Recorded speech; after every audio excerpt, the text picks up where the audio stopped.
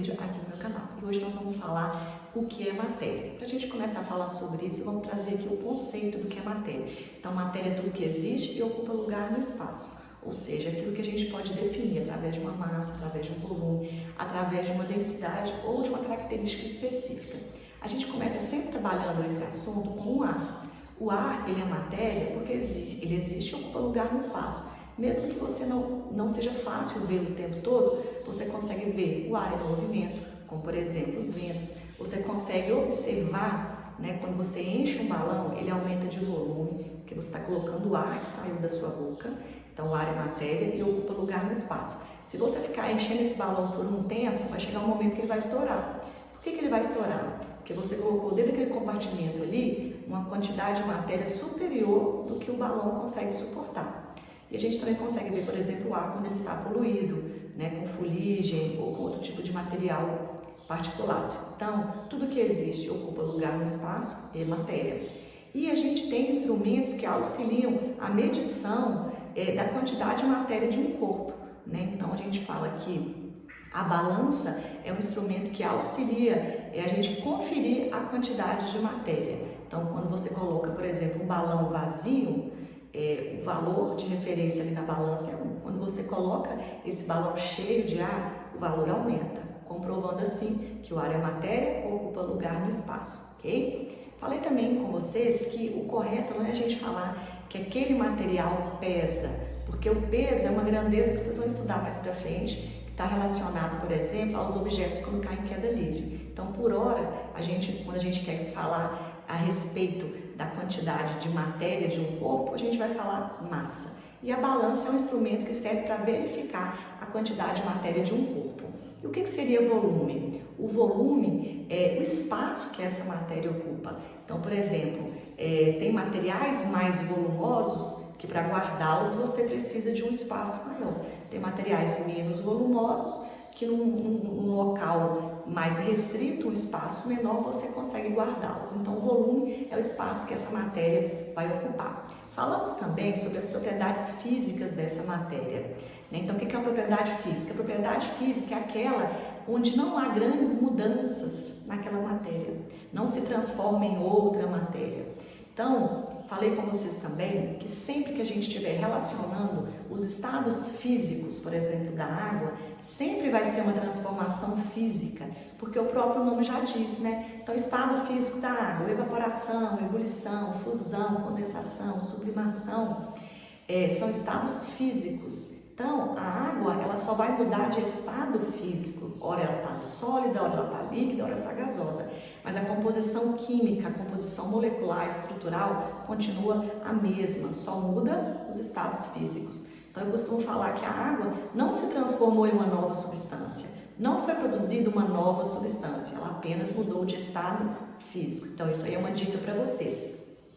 A ebulição é uma propriedade física também na matéria. Então, algumas pessoas às vezes falam assim, a água evaporou. Então, a gente vai usar esse termo evaporação quando a água ela passou realmente do estado líquido para o estado gasoso. Por exemplo, a água de uma poça d'água, a água do rio, a água do mar, a água presente na roupa que você colocou no varal. Essa água evaporou. Por quê? Ela passou do estado líquido para o estado gasoso, porém teve a dependência da luz solar. É um processo mais lento que depende de um fator natural.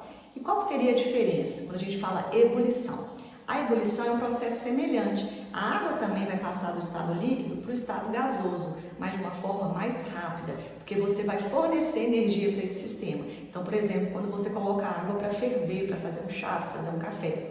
Então, aquela água, se você esquece ela no fogão, por exemplo, ela pode totalmente passar para o estado gasoso, de uma forma bem rápida. Então, esse nome que a gente designa quando eu tenho uma fonte rápida de calor aí, que seria o gás de cozinha ou a lenha, é ebulição. Uma característica da ebulição é a formação de bolhas. Então, a ebulição, ela é também uma propriedade física da matéria. Nós falamos também sobre a fusão. O que seria o processo de fusão? De um derretimento de um material. Então, por exemplo, a barra de ferro que foi fundida. A barra de ferro que foi fundida, antes ela estava no estado sólido e agora ela passou para o estado líquido.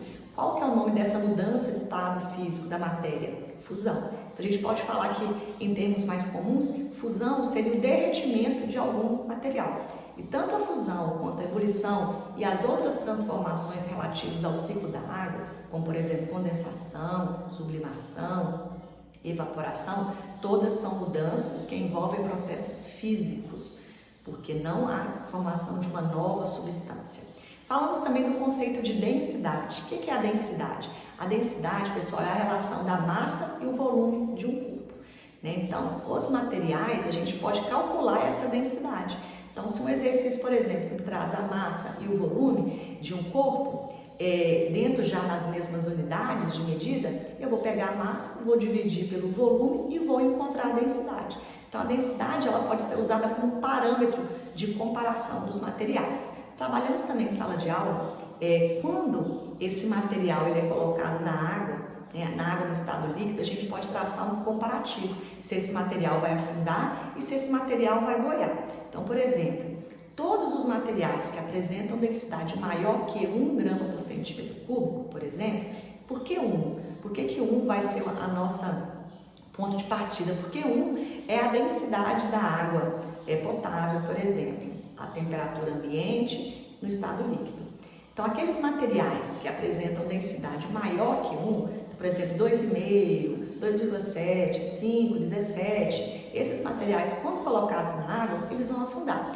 E aqueles materiais, por exemplo, uma cortiça, ou um pedaço de isopor, ou um fragmento de madeira, quando colocados na água, geralmente vão flutuar, porque a densidade deles vai ser menor que 1. Então, por exemplo, 0,5, 0,7, 0,8. Então, esses materiais que têm a densidade menor que 1, eles flutuam quando colocados na água. Densidade maior que 1 vai afundar, ou seja, nós podemos falar que eles são mais densos. Flutua, são menos densos, ou seja, mais leves, ok? Falamos também um pouquinho sobre a propriedade química e falamos de um exemplo chamado de oxidação. O que é a oxidação? É o processo que envolve a formação do ferrugem, né? Então, a janela que está enferrujada, o ferrugem presente numa grade, o ferrugem presente numa ponte. Então, o que acontece ali? Acontece uma transformação química, uma reação do material ali do ferro presente na ponte, na janela, na corrente, reage com as moléculas de oxigênio presentes no ar e as moléculas de água e libera ali uma nova substância, tanto que é um pozinho. Se você coloca a mão assim no ferrugem, sai um pó às vezes cinza ou alaranjado. Então, isso ali é um produto que foi formado devido a essa reação química chamada de oxidação. Falamos também do conceito de substância. Começamos falando de matéria, agora a gente está falando de substância. O que seria uma substância? A substância é quando uma determinada matéria vai apresentar variações, não vai apresentar variações, ou seja, vai apresentar uma constância, né, propriedades constantes. Então, temperatura de ebulição não varia, temperatura de fusão não varia, ou seja, quando aquela substância tem pontos de ebulição, pontos de fusão constantes, não sofrem alterações. E nós falamos também do conceito de mistura. A mistura é muito mais comum a gente encontrar no ambiente natural, porque na verdade o espaço natural, o ambiente onde a gente vive, a natureza, é formado por várias misturas. O homem na indústria produz várias misturas. Então a mistura, ela é um conjunto de duas ou mais substâncias. Então quando eu mudei ali, eu acrescentei várias substâncias, o ponto de fusão não vai ser constante, o ponto de ebulição não vai ser constante. Então isso dá para diferenciar de uma substância. Falamos também do conceito, né, de água mineral, que é diferente de água potável, que é diferente de água pura. Então a gente vai começar pela água mineral. A água mineral não é a água que a gente recebe na nossa casa pela prefeitura, né?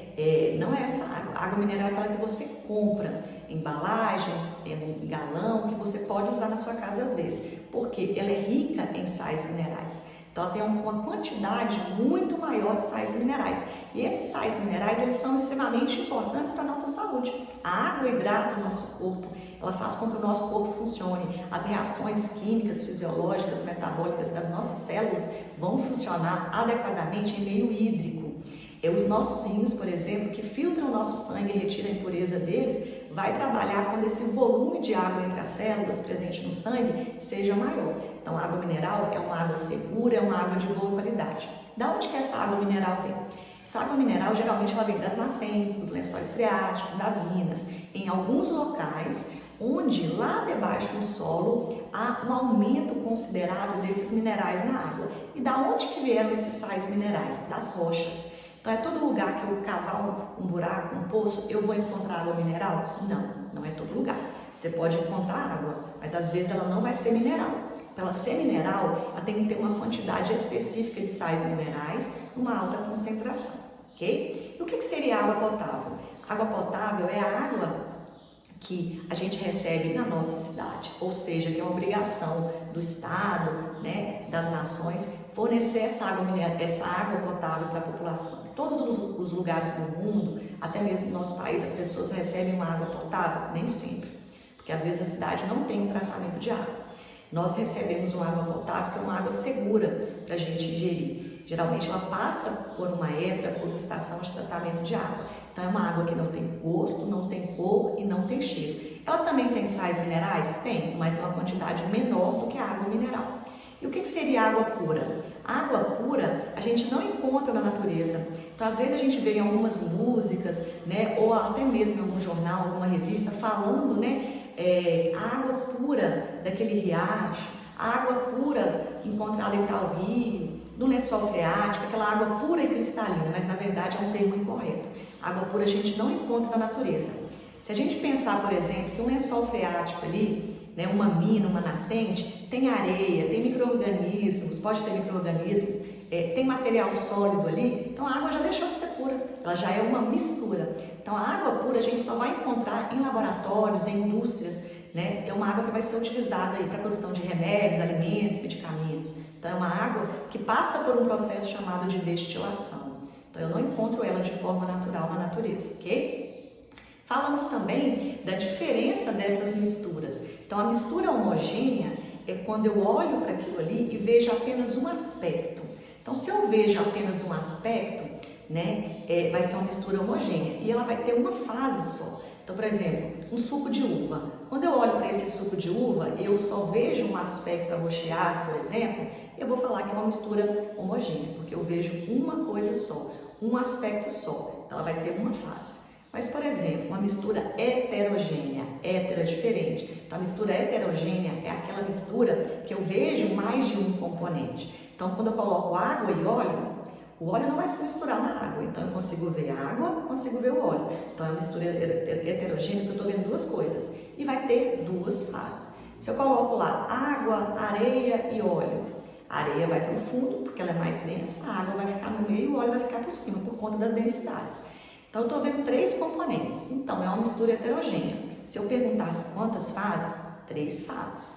Só que nem sempre, pessoal, o número de substâncias adicionadas é o número de fases. Então, por exemplo, eu misturo água, 1 colher de açúcar, areia e óleo.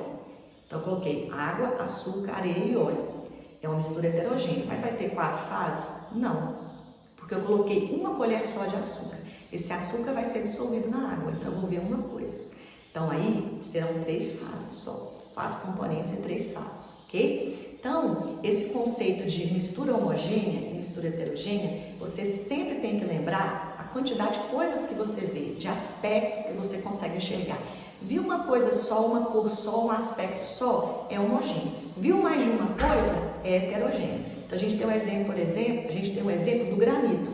O granito, que é uma rocha magmática formada aí por 3 minerais, que é a mica, o quartzo e o feldespato, você consegue ver, na maioria dos granitos, você consegue ver esses minerais. Então é uma mistura heterogênea, porque você vê os componentes do granito.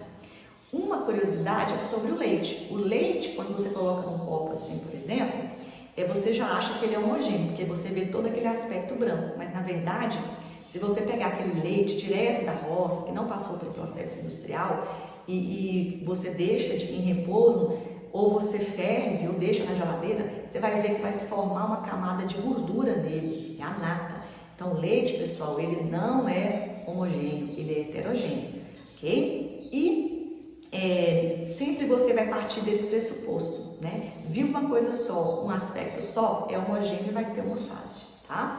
Então eu espero que essa parte inicial da matéria vocês consigam entender, consigam assimilar. Beijo para vocês, fiquem com Deus e até a próxima aula. Tchau!